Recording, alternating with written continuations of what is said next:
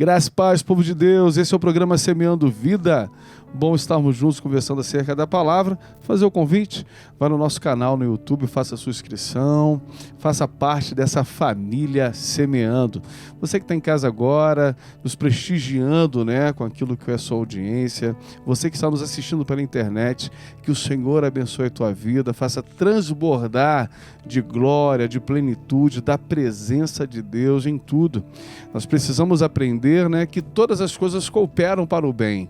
E quando a gente pensa nisso, as coisas, todas elas cooperarem, até aquilo que não é bom, sim, de verdade. As coisas que não são tão boas extraem de nós coisas importantes. Um exemplo é a vida de Jó. O Jó estava com a vida toda direitinha.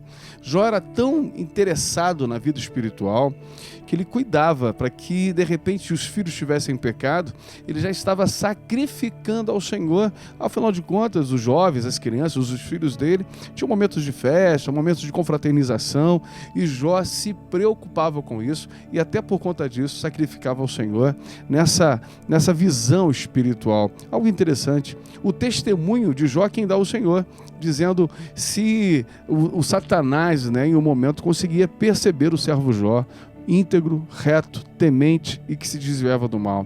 Apesar dessa pessoa ser tão interessante aos olhos de Deus, em alguns momentos ele passou por grandes dificuldades. Um exemplo, Jó, em um determinado momento, teve que enterrar os 10 filhos de uma vez, perdeu bois, jumentas, ovelhas. Jó, ele passou por um processo muito difícil, onde a própria família também o confronta. A esposa está dizendo, amaldiçoa o seu Deus e morre.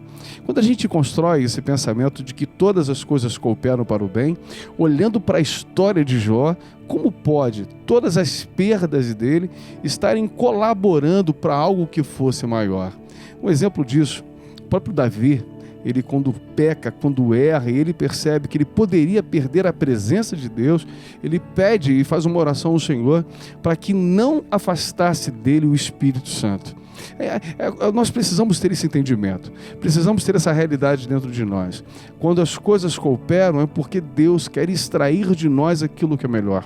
A palavra do Senhor diz que a pessoa boa, o homem bom, tira do bom tesouro do coração coisas boas. Isso tem a ver com plenitude, com inteireza, com estarmos cheios daquilo que Deus tem para nos dar. Nesse momento, quando nós estamos cheios, todas as coisas vão cooperar para o bem. Como pode Jesus dizer, que se alguém te der um tapa no rosto, te fizer uma agressão, você oferece outra face. Se te chamam para caminhar uma milha, você caminha 2. Se te pedem alguma coisa, a túnica, também entrega a capa. O Senhor constrói que bem-aventurados são os humildes, os perseguidos. Bem-aventurados, felizes são esses que se entristecem, que passam por dificuldades. Felizes são, porque desses são os reinos dos céus. Agora imagina, como nós vamos extrair coisa boa, como nós vamos perceber que todas as coisas cooperam para o bem, que essas circunstâncias que Jó passou, que de repente você que está assistindo ou me ouvindo através da internet está passando, como é que pode essa coisa colaborar, cooperar para algo bom? Olha o que acontece. Jó era uma pessoa que sim, buscava o Senhor, era uma pessoa que tinha o temor de Deus, reconhecia e tinha uma impressão de Deus de uma forma interessante, porque ele disse para a esposa, nós recebemos tudo aquilo que era bom de Deus e não vamos receber o mal. Você fala como uma louca. Ele diz em alguns momentos, o Senhor o deu, o Senhor o tomou, bendito seja o nome do Senhor.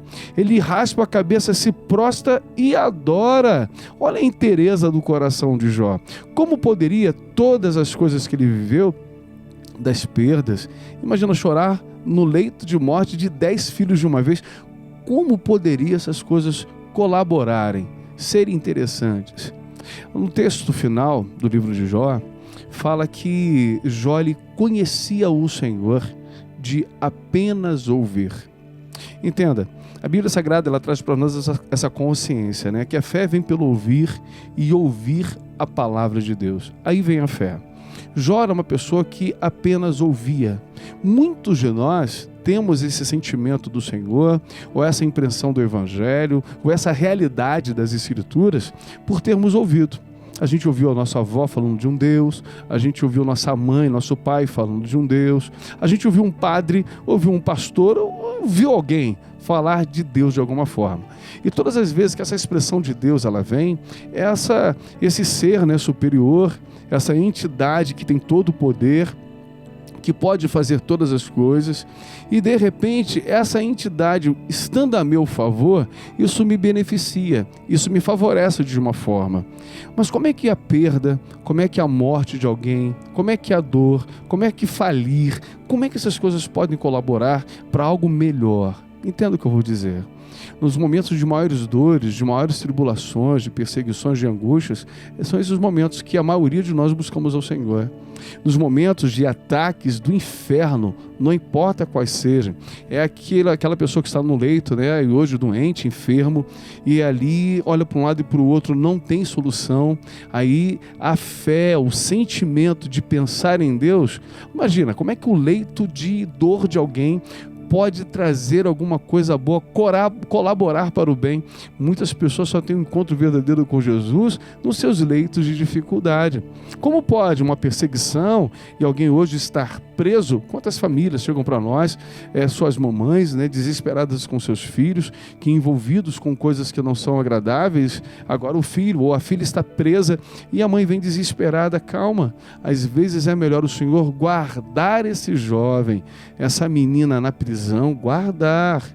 Por quê? Porque já tinha promessa de morte, porque poderia acontecer algo pior. Aí Deus permite que seja preso, está guardadinho, ouvindo a palavra. Quantas pessoas saíram de dentro dos presídios hoje, né? E já em Cristo Jesus. Por quê? Porque dentro do presídio, dentro da caverna, foi ali que as coisas que não eram tão boas colaboraram, cooperaram para o bem. Com Jó não foi diferente. Diz que ele conhecia de ouvir, mas depois de ter passado por tudo o que ele passou, a expressão, a fala de Jó muda. Ele diz: eu conhecia de ouvir, mas agora os meus olhos o veem. De todas as expressões daquilo que a fé vem pelo ouvir a palavra, o Senhor diz que nós precisamos não ser apenas ouvintes, mas sim praticantes do Evangelho. Quando o Senhor ele se transforma, né, e se faz homem, a Bíblia diz que o Senhor Emanuel, ele habita conosco, Deus conosco, Deus entre nós. Quando a gente entende essa expressão, né, do Evangelho, a gente percebe que tem alguém que a gente precisa conhecer de uma forma interessante. Talvez você conhecia a religião, e não importa qual seja, de uma forma. Mas quando Cristo ele vem para destronar todo tipo de religião, todo tipo de poder. Ele vem para trazer uma consciência de uma expressão de alguém que nós precisamos conhecer.